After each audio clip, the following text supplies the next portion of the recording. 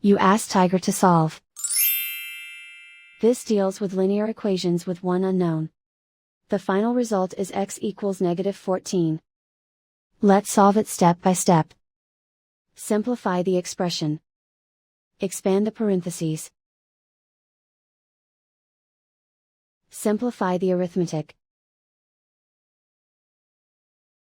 Expand the parentheses. Simplify the arithmetic. Group all constants on the right side of the equation. Add 28 to both sides. Simplify the arithmetic.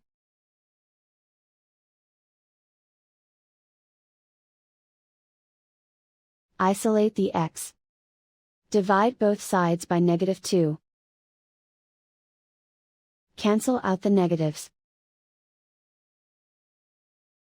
Simplify the fraction.